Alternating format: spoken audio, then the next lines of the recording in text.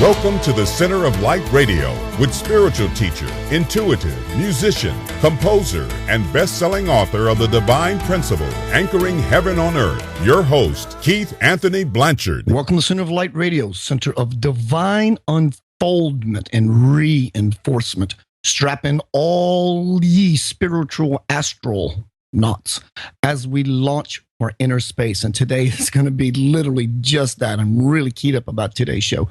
Heads up, in a few weeks from now, August 17th, I believe, Swamiji Biswayogi is going to be here. God Realized Man is going to be on the Center of Light Radio, and we're doing everything we can to make this interview up close and personal, right in front of your face. We're going to try to get this thing on a video stream, so heads up about that. That's coming down the pike. I've been doing a lot of work today, getting guests for the future of Center Light Radio, and they're coming. They're contacting me, and I'm doing the bio, reading the bios, and everyone looks very, very powerful and very, very awesome. And I'm really excited about the future of Center of Light Radio. Make sure you visit Center of Light Radio website. There you will find links to everything that I do, all my creations. Also, make sure you jump seat from Center of Light. Go to keithanthonyblanchard.com and download the free Anchoring Heaven on Earth audio meditation done by myself. Some really cool music, some stereo imaging happening. So I do suggest headphones. You can also go to dowhatyoulovethemovie.com. Dowhatyoulovethemovie.com, A Path to Passionate Living. This movie is about my life. Well, it's really about you. It's about your life. How to empower you with the tools that you need so that you can create a life of effortless and easy bliss. Just living your passion. You know, there's a belief, at least in the stigma of this part of the world, that we can't do what we love and earn a comfortable living at it. That's a bunch of hogwash. Don't buy into the illusion. Trust me, I'm doing it. My guest is doing it. All my guests do it. That's why they're on the Center of Light Radio. That provides you with the tools and the power and the magic and everything you need just to become a blissful human being. Let's see. Back to my notes again. I always have my notes, and I have a fantastic guest tonight, but I think I'm going to go more so note less. I'm going to let things just be a free dance. To call into the show, dial 888-919-2355. 888-919-2355. Remember, if you're not at home by your computer and you want to hear your favorite show, you can go to the App Store on your phone and download the Inception Radio Network app for free. Everything is at your fingertips. Chat room, listen live link, news, podcasts, and much more. There are many, many ways to connect to Center of Light Radio and Inception Radio Network for sure. Now it's time to get down to Center of Light Radio business. Tonight on the Center of Light, my guest is Azra Bertrand, and he and I will be discussing the womb of God, black holes, dark matter, and the quantum birth field. Was our universe created from a big bang or big birth? In this pivotal moment in history, we're beginning to experience a massive shift in collective consciousness propelled by new frequencies of cosmic energies that are bathing the earth as predicted by the Mayans and many other ancient peoples. My guest tonight, Azra Bertrand, MD, has spent 20 years immersed in the biology of healing with a degree in biochemistry from University of North Carolina, a medical degree from Duke University, holding a medical residency in California, and working at a top U.S. research facility studying how nurturing and love affects the neuro-endocrine system. He is now the pioneer of a powerful new healing process called soul medicine, dedicated to help awaken our powerful original biological blueprint, which is coded for us to embody profound states of love, vitality, and creativity, but is often, as he says, it's offline. Azra, welcome to Center of Light Radio. Thank you, Keith. I'm really keyed up about this topic. I'm a cosmos galactic kind of guy. Azra, I would like to dive right into it. Why don't you lead us off into this show? Okay, wonderful. Thanks, Keith. Well, I'm excited to be here tonight. This is a topic that is very dear to my heart and soul. And what we're really talking about tonight is the birth of a new cosmology. Now, cosmology is a creation story. It's the myth that really defines who we are as humans, where we come from, what are we doing here on this planet, where we go when we die, how our universe was created. And beyond that, it forms the boundaries of really everything we think is possible. What's possible, what's not possible. So in our current cosmology, it's really a scientific cosmology. And this is the cosmology that has defined the way that modern Western humans have thought for the past several hundred years. And this cosmology is in decline. Pardon me. It is in turbulence, and it is being rebirthed into something entirely new.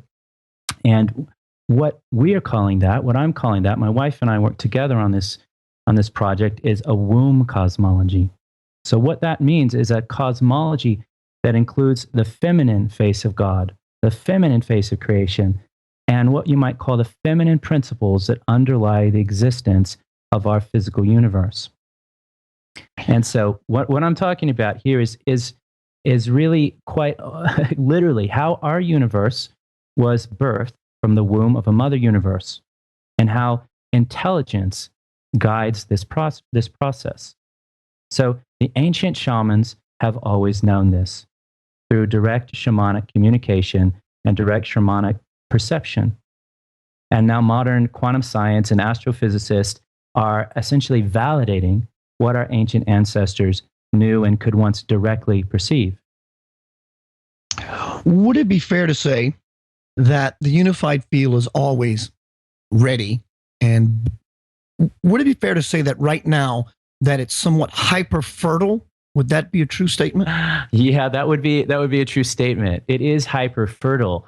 And what's happening now is that we're in a time of massive change. So it's a time of a paradigm shift, and new energies are literally pouring in.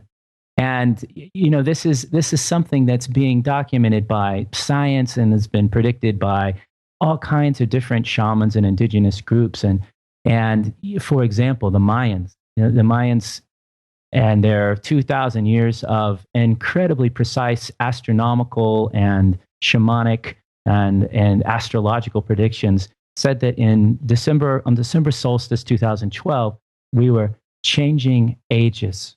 It's the end of a 26,000 year cycle and the beginning of a new one, and quite literally a new birth.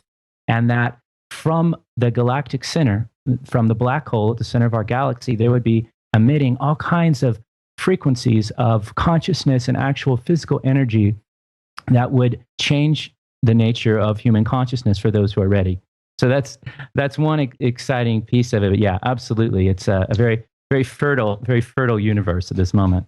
Is what's happening with us, the changes, the upheavals, everything being brought to the top of the pot. So all the quote, not good stuff being scooped out. Is it because of this hyper fertile field, or are we triggering the field into such fertilization? We are the field. We're a piece of the field, right? That's the answer I was hoping to get from you, of course. Yeah, no, it's this incredible thing where the field informs us, yet we are a part of the field. So we're active participants in this. So this is creating a feedback loop. It's curving within itself through us, and we're at the point to where we can actually become participants of riding such current. Yes. Yeah, absolutely. And this is the incredible, really, revolution that's happening in cosmology. So it used to be that the way we viewed the world, our creation stories, where in times of our indigenous ancestors, they didn't have anything to do with what we think of as modern science. They came from direct perception and actually direct participation in the universe. All humans used to feel that we lived in a participatory universe, that, as the Aboriginal Australian said, we dreamed the world into being. And at some point, we forgot the dream. We lost it. We lost touch with this. And this has been happening as a process over the past, say, 3,000 to 5,000 years, and particularly over the last 2,000 years. There's been a force that's come in that has separated us from this dream time dimension. Or as some people might call this a feminine dimension or a lunar dimension or a magical or enchanted dimension. And so now is the time when we are, as a collective, beginning to re-enter this dimension, those who are ready and those who make the choice. You have to make the choice. But for those who are ready, it's here now. Azra, is a wormhole and a black hole the same thing? They are related. They're related. And black holes are really at the center of the mystery. And here's the amazing thing about black holes. So let me tell you one thing that one of the most well-known physicists of the modern era said. And this man is named John Archibald Wheeler. So he was a physicist, a theoretical physicist at Princeton, who was the mentor to 5 Nobel Prize-winning physicists, including Richard Feynman and a bunch of others. And what he said is this: a black hole is the source of enlightenment. Now, notice he didn't say a black hole is the source of all these different physical phenomena, but he's using a word that's referring to a spiritual process. And so what does that mean? What's happening here? And it turns out that at a black hole, at the center of a black hole, all the known laws of physics completely collapse. And at the boundary of a black hole, which is called the event horizon in physics terms, it is a membrane of transformation. And so when we cross that, we transform. Now, at black holes, what they do is they lead us actually into a different universe or a different dimension of experience. And this is what the physicists are saying. So there's, everyone from Stephen Hawking to almost every prominent physicist is saying the same thing, that at black holes, we go from what we would consider the known universe into the mystery. And now a wormhole is related to a black hole, and that a wormhole is basically a huge rift or a bridge in space and time that would theoretically allow us to travel across space and time in ways that are faster than the speed of light, or go back or forward in time. And of course, we've seen this. For those who've seen the movie Interstellar, they talk about and they show an astronaut's journey, that the character Murph, they show his journey through a wormhole into a different section of the universe. And they also show his journey into a black hole, which is more than just a physical experience. It is a shamanic experience. And in this black hole, he accesses essentially mystical knowledge. He receives revelations of the nature of the universe. And then from that, he shares it with the world. He travels back in time and shares it with his daughter, and it saves the earth. And so the black hole is not just a physically incredible and anomalous energy, but on a spiritual and shamanic level, it really forms one of the most direct portals to the infinite.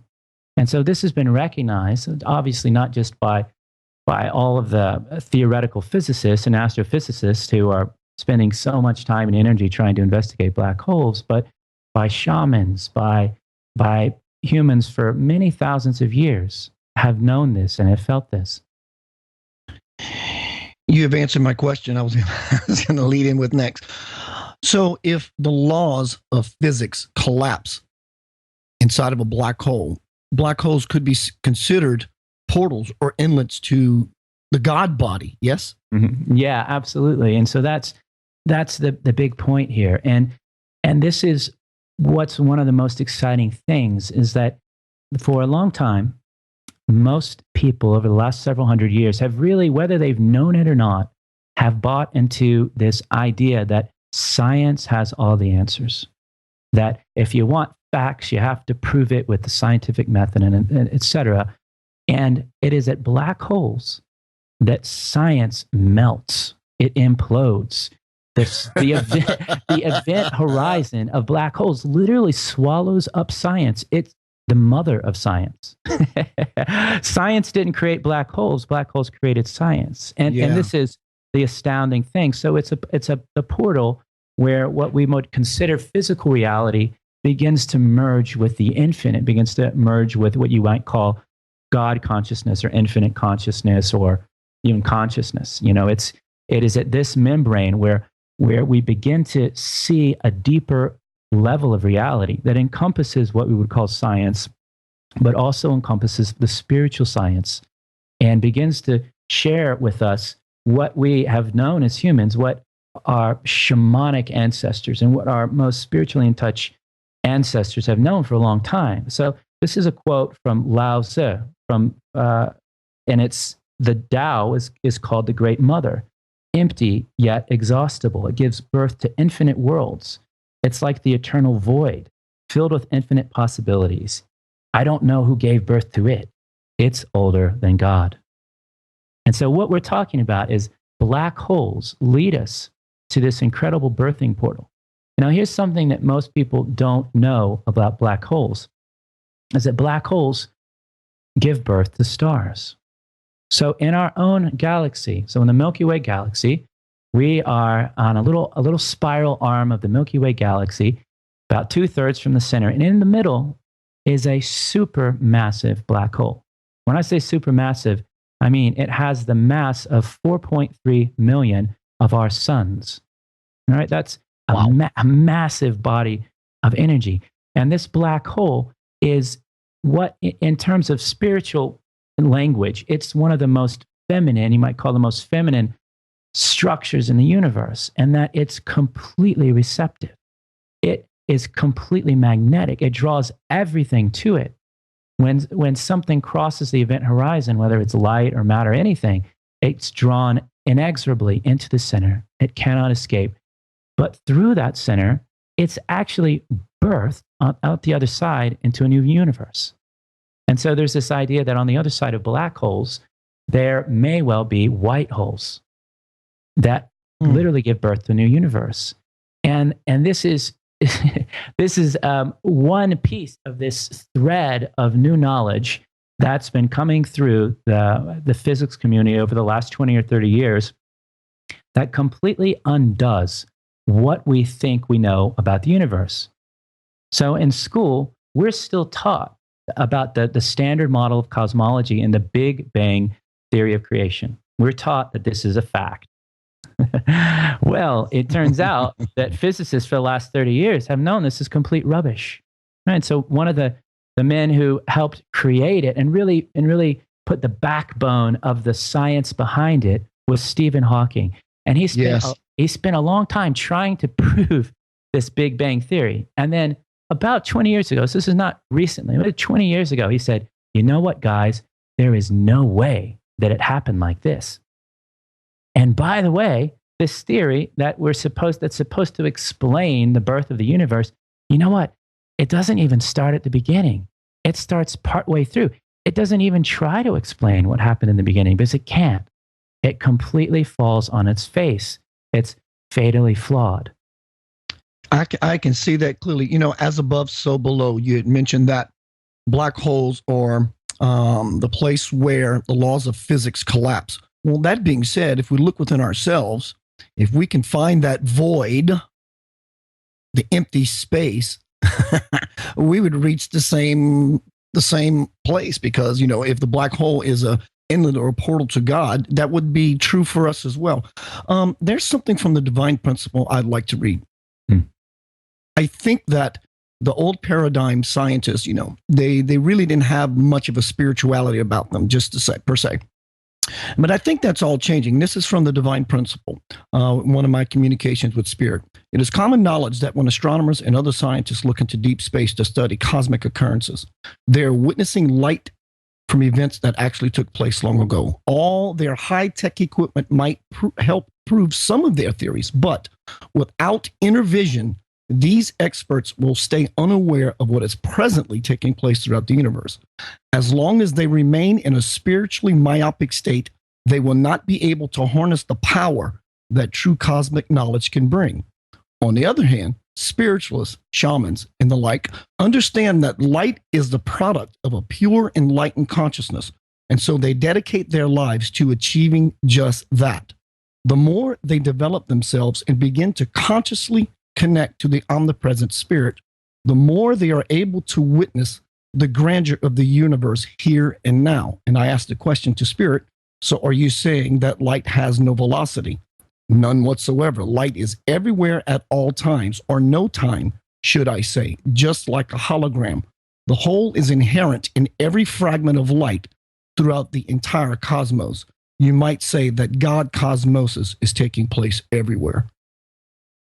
Yeah, beautiful, beautiful. And that's exactly true. And that's exactly what the most modern science and quantum science in particular proves, is that everything is interconnected. There is no such thing as separation. Or in the language of physics, is that we are all entangled. Or another way of saying that is what happens to one of us affects all of us. It's like this incredible cosmic web, a little bit like a spider web. When there's a vibration on one part of it, it's felt, it ripples throughout the whole. And that's exactly true. What about dark matter? Let's talk about dark matter. I love, I've seen it on social media recently, this post that's been floating around. They show gray matter and then they show dark matter, and they look so identical. Yeah, yeah. It's incredible. It's incredible to see this. And this is one of the things that we're really beginning to see, how our universe is intelligent. It's an intelligent evolutionary superorganism. And when you look at the vast cosmic superstructure, and when I say superstructure, what I mean is the architecture of the universe, how galaxies are clustered together, how things are arranged on the grandest scale. What you see are these incredible filaments of light and particles and these nodes of galaxies that look exactly like a neuronal network or a neural network of the brain. So if you look at a microscopic slide of our neurons in our brain, it's almost indistinguishable, really, unless you are literally. It is indistinguishable. I mean, incredible to see that. And what you see, as above, so below, you see a holographic representation that passes through all the levels from the very tiny to the massive. And you see this incredible, what's called a fine-tuning, an incredible fine-tuning or a coherence that exists through everything. And this coherence is so improbable that it could have happened by random chance. That another very famous scientist, theoretical physicist named Carl Penrose, calculated that the odds that this, Roger Penrose calculated the odds that this could happen by chance is a number that's 10 to the 10 to the 123. It's a number that's so big that you couldn't encounter it one time in a billion universes, that it could have happened by chance. There is an intelligent, synchronized process that's guiding all of it. And this is one of the big revolutions in cosmology at the moment, is that it's the standard model of cosmology and really the standard model of science was what's been taught to us for the last several hundred years, is that there is no intelligence or consciousness in matter. There's no spirit or purpose, that a human being, just like a star, can be defined solely by its physical presence, and that consciousness is essentially make-believe. This is what most science, until very recent science, has been saying for such a long time. But now modern science is beginning to prove without any kind of a doubt that, well, there's something else happening here. So it's really not a big bang. There's this idea that the universe was created in this explosion that had no consciousness is being really just doesn't fit the available data now. So what birthed the Big Bang? What does science have to say about this? All right. So it's incredible to see how many scientists are now saying and pulling out the evidence that, wow, our universe seems to have been born from a mother universe. That our universe is the daughter or son of a mother universe, and that we actually inherited our properties through our mother. So in cosmologic terms, we have a mother, and our universe was actually birthed through the black hole of our mother universe. So the black hole was like her womb that gave birth to this universe. And this is occurring not just in a physical way, but like you said, all of us have access to this black hole. So this being able to cross this threshold and enter into a different dimensional space. It's not just out there, but it's within us. I'm getting high over here. I mean, my body is literally jazzed up because of my passion for this subject. Yeah, I can't see it being any other way. As above, so below.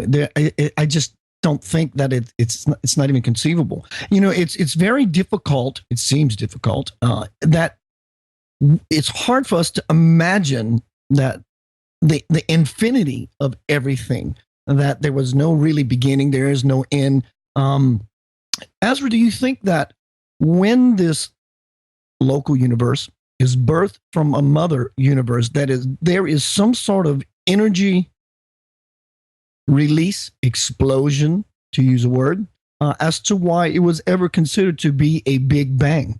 Yeah. So the Big Bang describes a process that is magical and enchanting, and it describes it in a very kind of a simplistic way, like it's some kind of an explosion, like a bomb going off or something. But I find it's easier and a more compelling to see it as an incredible growth and development. And so if you can imagine what... I don't mean to interrupt you, sir.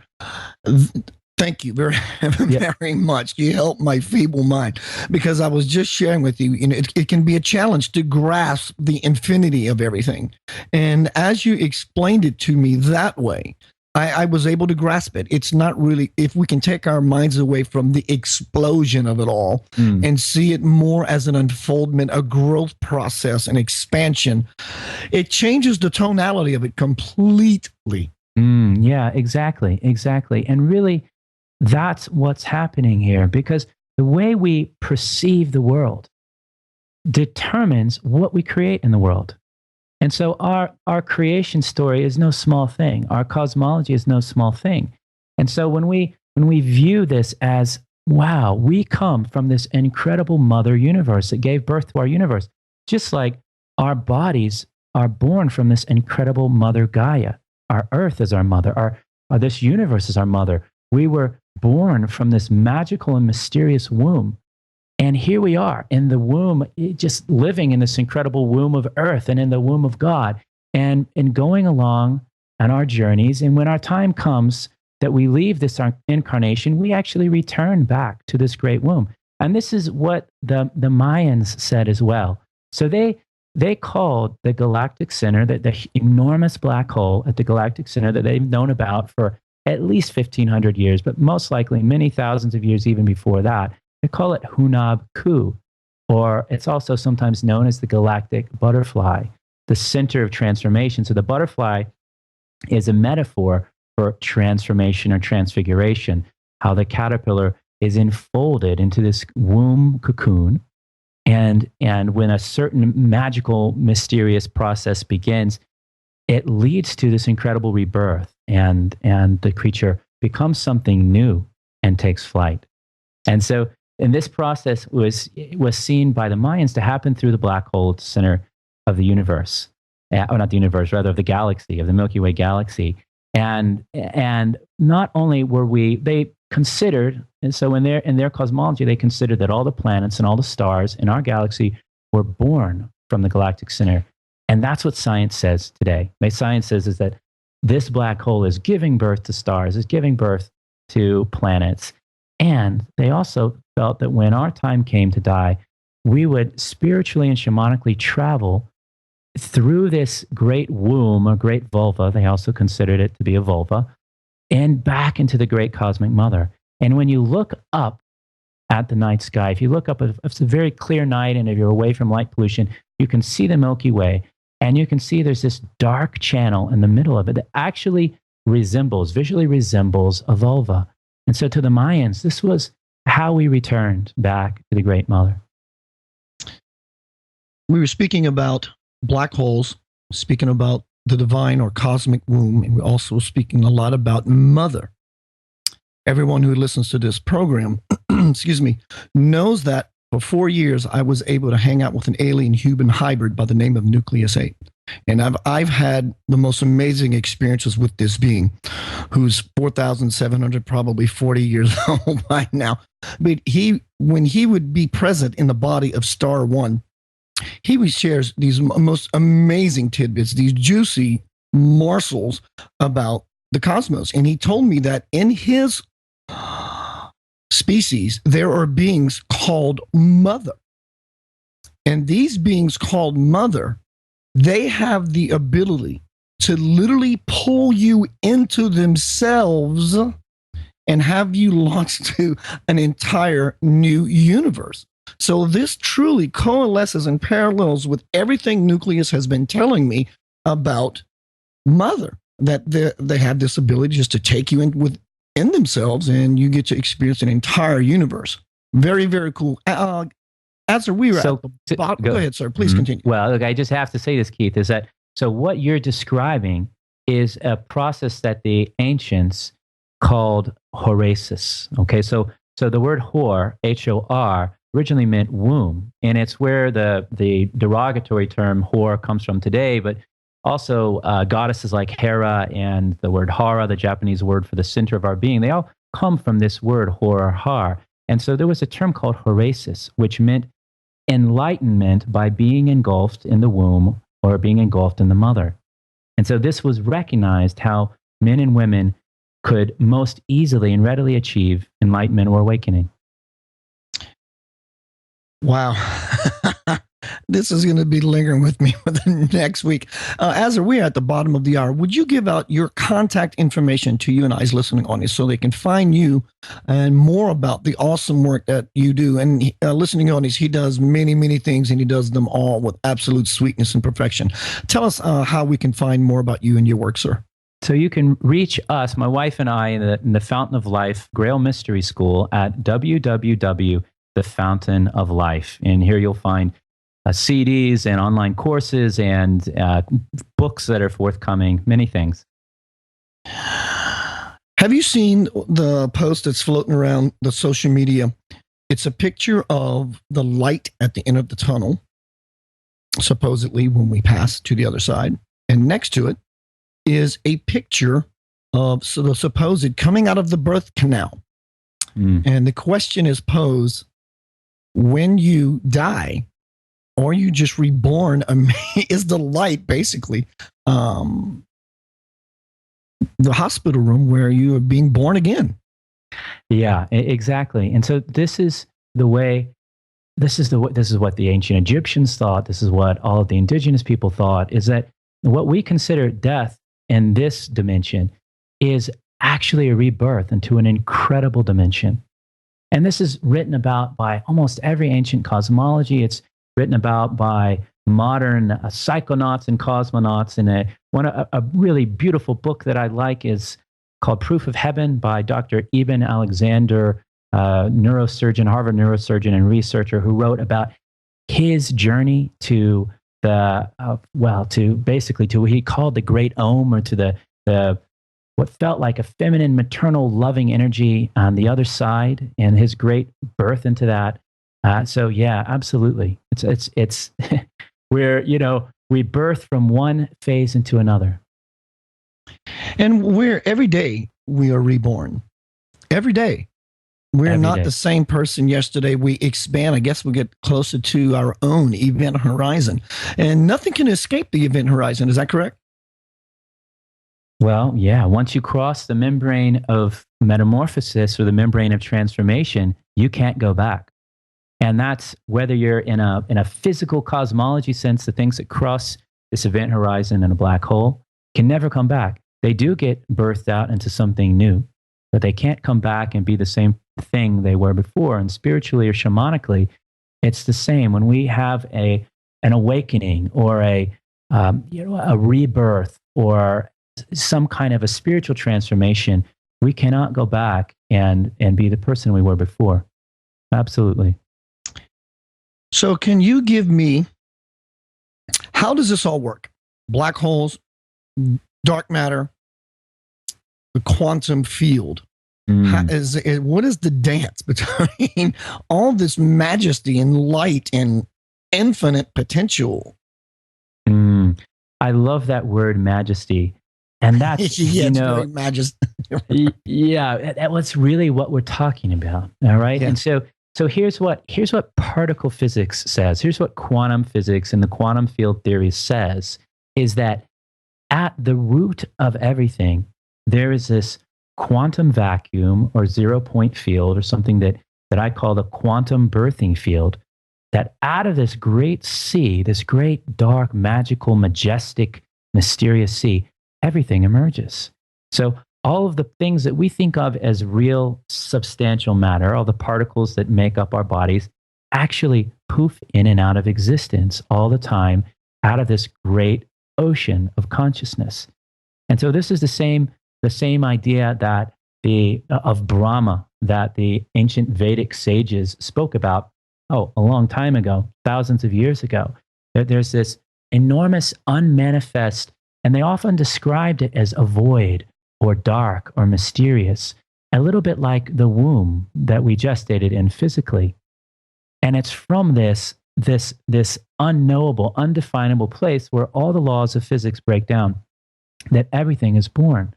And so one of the things, the scientists who have actually studied this, who have really gone for it, the real groundbreaking scientists, most of them have in the process become mystics.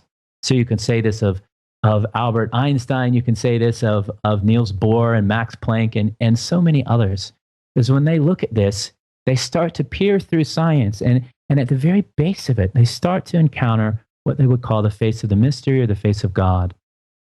And so this quantum birthing field or the quantum vacuum is one of those majestic places where the manifest, or what we might call the explicate, obvious physical material world arises out of this incredible birthing void. So it's a great birther. All right. And you asked about dark matter and black holes. And when you're ready, I'll tell you how they're all related. Because they're... I don't know if I'm ready.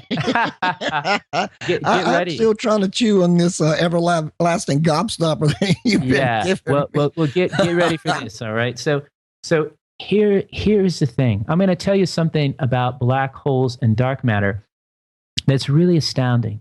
And so our universe, so the superstructure of our universe is held together, orchestrated, and organized by dark matter and black holes. It does it all. It pulls it all together, and dark matter is everywhere in a sense. It's everywhere and nowhere. And would you say it's more prevalent than actual matter?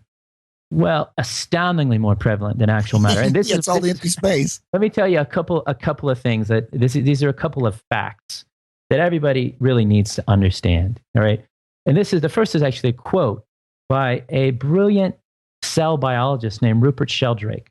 So he was a former department chair at Cambridge University, Royal Society member, a top-notch scientist. And here's what he says. The biggest scientific delusion is that science already knows the answers, that the fundamental questions are already settled. That's the first thing. The second thing I want to share is that this science, as we know it, the top theoretical physicists, the head of all the academies, can only account for 4% of the matter and energy in the universe. The rest, the other 96%, is simply missing. So science cannot find it, can't locate it, can't describe it, can't explain what it is. It can only infer its existence by the effects that it causes to everything around it. And that's really what dark matter is. And dark matter really is like, dark matter are the filaments, or if you think of the universe as an enormous web. And this is really a great way to think about it, because the superstructure of the universe is organized in some ways like a web. And at nodes where the different filaments or strands of the web cross each other are galaxies where there's an enormous black hole at the center. So the dark matter are these enormous highways of communication and organization that lead to the black holes at the center. And when you begin to touch either dark matter or black holes, you begin to touch the mystery. And when I say you begin to touch the mystery, one of the things I mean by that is you begin to slip from physical science into a realm of spirituality or consciousness or multidimensional intelligence. And this is the thing, Keith, that's going to blow your mind, and probably a lot of people. You're going to have to give me a moment to catch my breath. Yeah. Well, here it is. So the thing about black holes and dark matter is that they are trying to communicate with us. They are living, intelligent beings trying to get a message to us, trying to communicate, just like in the movie Interstellar. And in not too different a way than in the movie 2001: A Space Odyssey, where this astronaut goes into deep space and meets this incredible super-dimensional consciousness and expands into this vast new state of awareness. Well, this is what black holes and dark matter are. They're trying to share this with us. They're knocking on our door. They're waiting for us to open our shamanic channels of communication and speak with them directly, just like all of our ancestors did for thousands of years in ancient Egypt and the Mayan lands, and the European indigenous shamans did the same thing. We see the same kinds of connections in the megalithic structures, stone structures, and the British Isles. We're talking about direct communication with a super consciousness that exists in stars and black holes and dark matter. It's incredible. From the chat room, Sky33, I'm no kidding. I'm sitting here and I had a question for you, or an analogy. We're talking about dark matter. And then the question I was going to bring up, I look in the chat room and we are on the same page. Would dark matter be considered the glue that holds everything into place? Because it's the empty space between all matter. So it would be the glue. Would you? Yes? Yeah, exactly.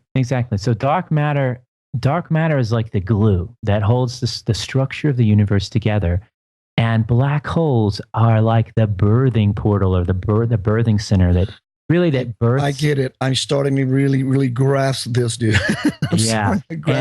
And one more, I'm going to take you one step further.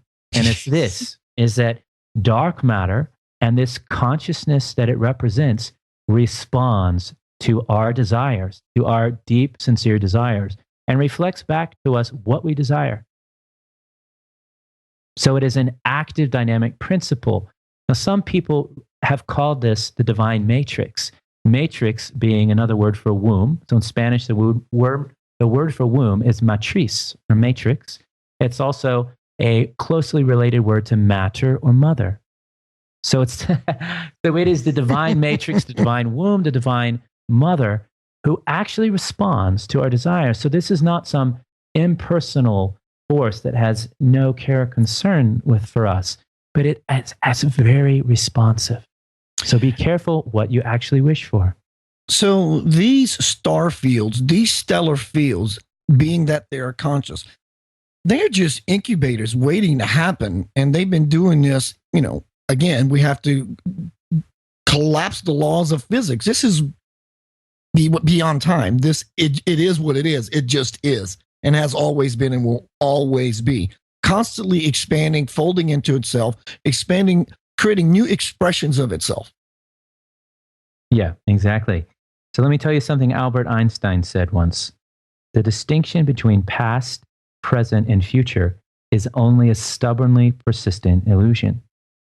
And it's at these portals of dark matter and black holes and at the quantum birthing field, or the quantum vacuum, that we reach these places where we can actually travel forward in time or backwards in time, or across distances faster than the speed of light. And this was what was portrayed in the movie Interstellar, which, if the listeners who haven't seen this movie, it's a great movie. It really gives you some insight, gives you a visual, physical picture of what this might look like. And this is the actual reality. So what we see in the world and perceive, what most people see and perceive in the world, is a three-dimensional world. However, what Einstein began to describe was a fourth-dimensional world, where space and time are enfolded in this vast topography that's all around us, but we can't actually perceive it. But there's even further dimensions of awareness and consciousness that are simply waiting for us to perceive. And all of this is happening around this very beautiful, majestic, mysterious phenomena that are the black holes, the dark matter, the quantum vacuum or quantum birthing field. This is where all of this is happening. Now, in the what would be called the macroscopic world, or the world of everyday reality, someone throws a baseball at you, you whack it with a bat. It's a predictable thing. It goes a certain distance and speed depending on how far you hit it or how hard you hit it. But above that and below that and all around that is something infinite and vast that's really available to us when we wish to touch it. Have you experienced the void, Azra, that we're talking about? Some years ago, during sleep, I became very hyper-conscious. And so much so that I knew a gazillion or so miles down there on the bed was the body, the identity I knew as Keith Blanchard. And I find myself in this absolute darkness, this absolute void. And there was this profound stillness. And I use the word darkness, but in this darkness, there was an illumination. And that illumination was my own awareness. And in so knowing that, I had to be careful with my push. I wanted to send the little Keith down there on the earth bed some well wishes. And so I just sent myself an inkling of support. Have you experienced such a place in meditations or your spiritual travels, be it out-of-body experiences or your nightly excursions? Yeah, absolutely. Absolutely. And this is something that anyone who's on a spiritual journey is going to experience this in some way, shape, and form. And depending on how far you're willing to go, it depends on how deeply you experience. Or another way of saying this is that there are spirals of experience. And so the journey doesn't end. It's not like you've touched the void and you know everything to know about it. It's something that you can keep going back to. And yeah, absolutely. Someone, in my own way, in my own journeys, I have touched the void in different ways and in different moments. And some of them have been, mini voids. And this is something that all of us experience. One of the things you said is that, look, we're born again every day.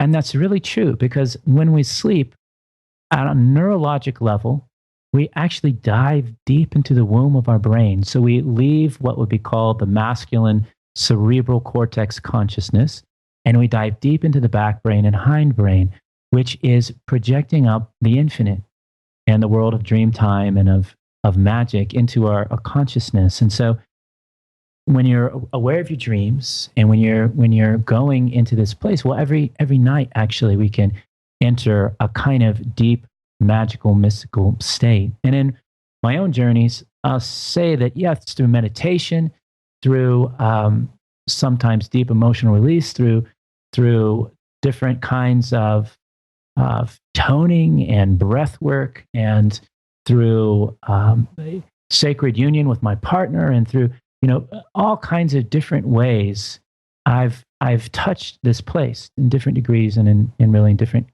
capacities. And for me, in my own personal journey, it's been through the container of sacred relationship that I've had the greatest melt-throughs into these places, and have actually traveled dimensionally, and be that to different black holes and stars and in different places. It's really been the greatest for me. That's been the greatest source of or bridge to touching the void. And that brings me to a very good point. When we're in sacred relationships and you have a partner that you have sexual activity, we are literally entering the womb.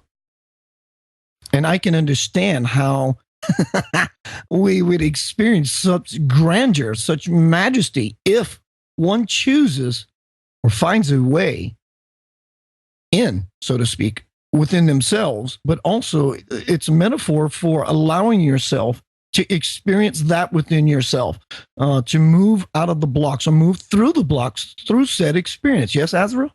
Yeah, absolutely. And so this is something that really has been forgotten in the modern, what would be called more modern masculine religious and spiritual traditions. And this includes everything from Christianity, Judaism, Islam, to the ascetic practices of many of the forms of Buddhism, which promote enlightenment through being on your own and being meditating in a deep place.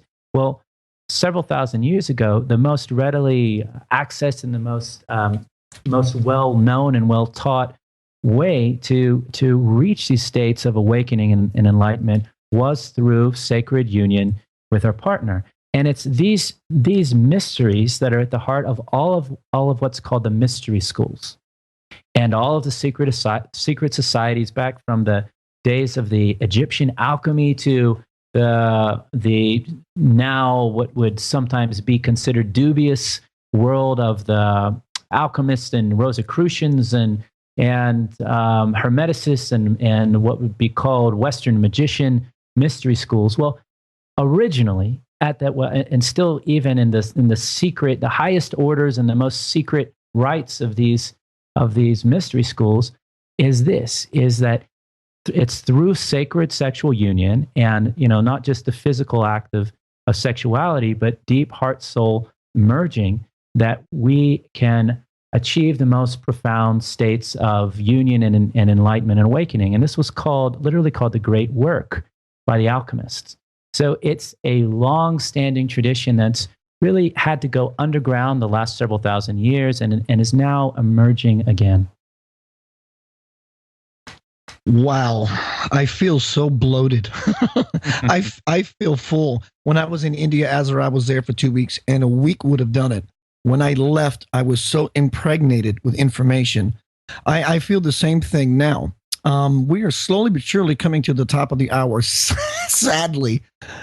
Azra, give it to me, man. What do you have? Give me some more about the quantum birth field, black holes, and dark matter, that we can understand how this all works together. In other words, what is it that is important for us as the listening audience to know that we can use that would better our lives, other than just the wow factor of how grand and majestic the universe is? How does this play an important role in our lives?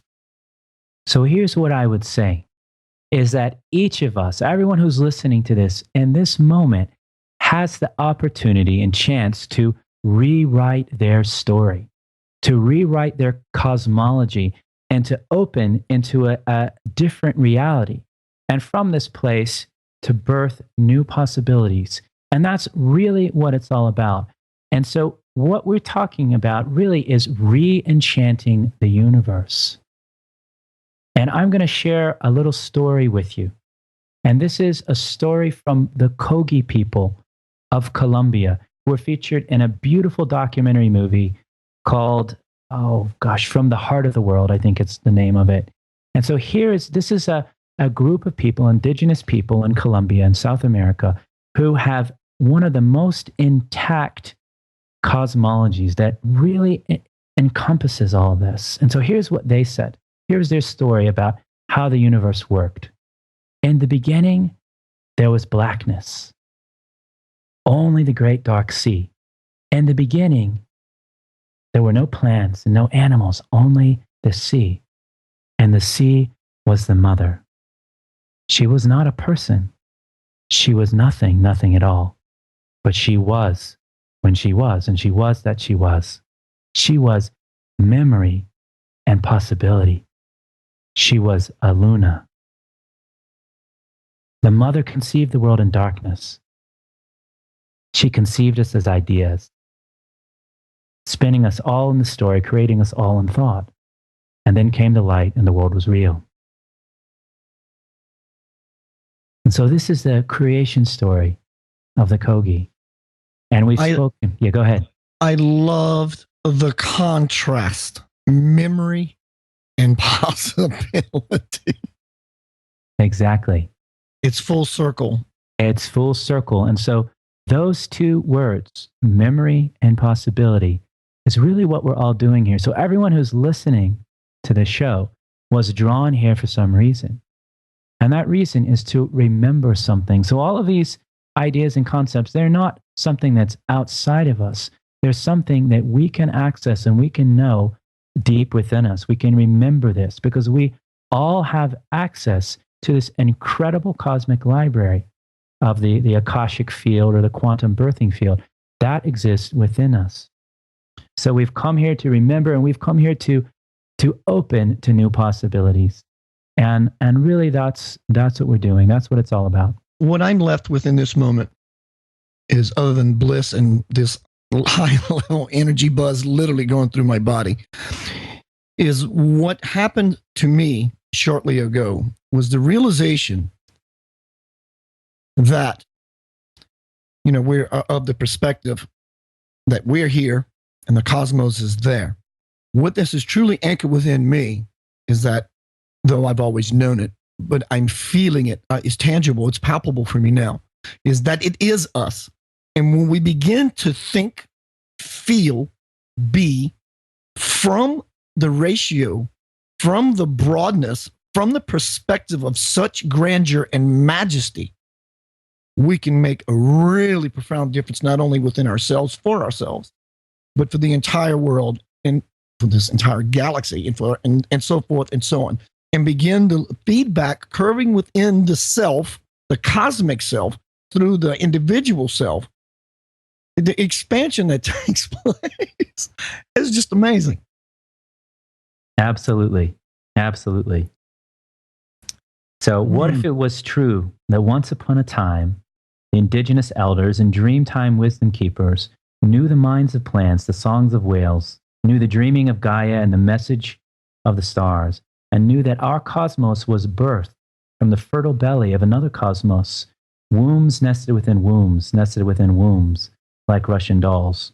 What if it is true that our ancient mothers and fathers, the wild shamanic psychonauts and original scientists of unconscious mind, directly perceived what is invisible to us now, that they knew the universe to be a great womb, a cosmic mother, a vast birther, pregnant with infinite possibilities, a dark, faceless void, but not an empty one, rather a plenum than a vacuum, of fullness more than an emptiness, humming with the frequencies and music of love.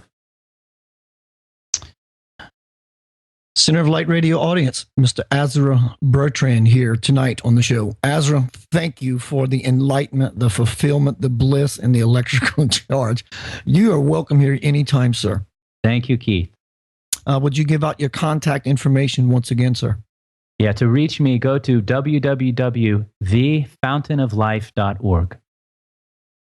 Again, my dear friend, please tell Saren hello for me and have a wonderful evening. Okay, thank you, Keith. Thank you. Everyone, Azra Bertrand, what a phenomenal show. Oh my God. I think I'm probably going to have a soul excursion tonight from all this energy that's latent within me right now. Next week, how you like this? Talk about alignment. Next week, my guest is going to be John Robinson, Dr. John Robinson, and we're going to be talking about the magic and the grace of aging. I interviewed this gentleman last year.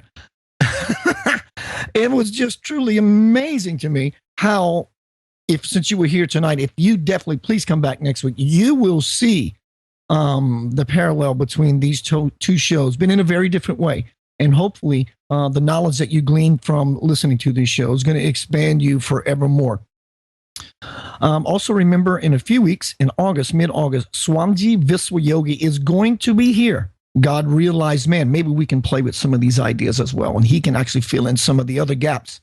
I mean, wouldn't that be amazing to ask a godly realized man to fill in some of the dark matter, the empty space of the conversation that took place here tonight on Center of Light Radio?